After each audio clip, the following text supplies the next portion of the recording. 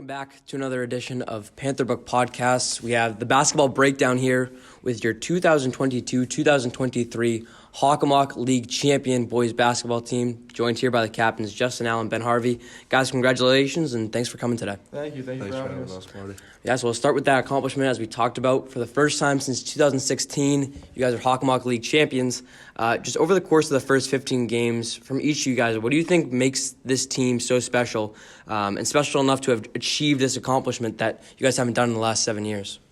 I mean, for our whole team to see that game in, game out, we never really have one key leading scorer. Obviously, O'Leary headlines it most games, but every team we play, every game we play, we have guys chipping in for 8-10 points each, guys coming off the bench, putting in numbers, and playing great, and just a really well-rounded group of guys. As for the Hawk title, I mean, for me, it means a lot because I've had two brothers go through the program, and this one I can hold over their heads. I'm the first one to do it. Neither of them were able to accomplish it. Now, one of them has the sectional title, but, we'll see where that comes. This Hawk title is obviously a huge accomplishment for us. Coach Neal was saying this is the second of three boxes to check. The first box was to clinch a spot in the state tournament, and the second box was winning the Hawk title, and then now we got a third box to check, which is the state title, and I'm really confident in this group of guys. I think we play so well together because we've played a lot the last 2 years together. We play with a lot of fluidity, and we trust each other, and I just really love my teammates. Yeah, overall, you guys, I mentioned 15 games on the season, 14-1. You found that chemistry, and maybe the only blemish is that one loss to Mansfield, which happened a couple weeks ago. Since that loss to Mansfield, you guys have gone on a 5-game winning streak. So just how important was that loss? Like, what kind of lessons did you learn from that loss? Then after that, how has that helped you over this span of 5-game winning streak of kind of finding your flow again? I mean, I think for me at least, I kind of left that game very, very angry. I mean, in my 3 years with the varsity team, I've never been able to beat them. And, for me, and I think for the other guys, it was kind of just a mental check-in that, maybe we can't come into every game thinking like, all right, we kind of got this one. We went in that one knowing that it was going to be a tough game, but I think a lot of us still thought we were going to win that game. And, now it's just added an extra chip on our shoulder that every team that we play is definitely going to give us their best, knowing that we're one of the top dogs in the league. And, we just need to come out firing all cylinders before every game. I definitely think that Mansfield game taught us a lot. And like what Ben was saying, I think it's really unfortunate that we never got to beat them. Me and Ben have been on the varsity level for 3 years, and we're yet to beat them. But, we got to kind of throw that on the back burner. And I think we learned that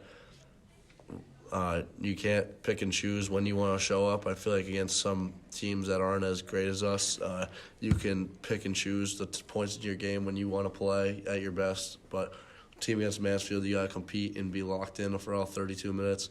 And I think that game really just allowed us to look in the mirror as like a little bit of a wake-up call and just let us know that we have to stay engaged for 32 minutes and we can't let up ever. Yeah, that wake-up call might have come at the perfect time because you have that 5-game winning streak, and now only 4 games left in the regular season until that state tournament that you mentioned about, including this Friday. Senior night finally coming, North Attleboro coming to Down. Just now as seniors in this program, how crazy is it for you guys that senior night's officially here, and just your thoughts overall heading into that game and what it's meant overall with your time at Franklin basketball? I mean, it's definitely going to be a little bittersweet. I still remember games from my freshman season.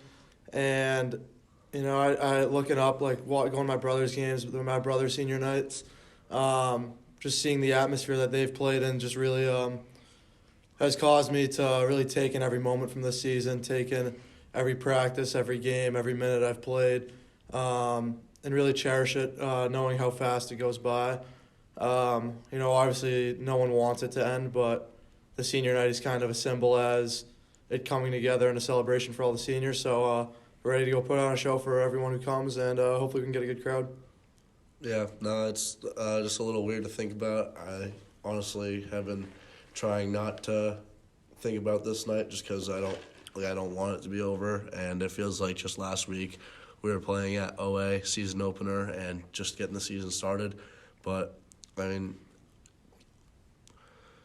it happens for everyone. Senior night comes up every year, and you just gotta treat it like every other game. It's gonna be a fun night to celebrate, but after that ceremony's over, you give your flowers to your mom. You gotta go out there and compete for 32 minutes and kick North Attleboro's butt.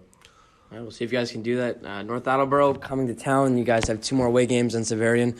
A pretty good regular season to end off with. But for right now, that'll do it for our basketball breakdown. After just winning the Hockenwalk League Championship this past Tuesday against Taunton, these were your Franklin boys basketball senior captains. Guys, thanks for coming on, and good luck tomorrow. Thank you for having us. Thanks, Marty. You've been listening to another Pantherburg podcast. I'm Ryan Martin.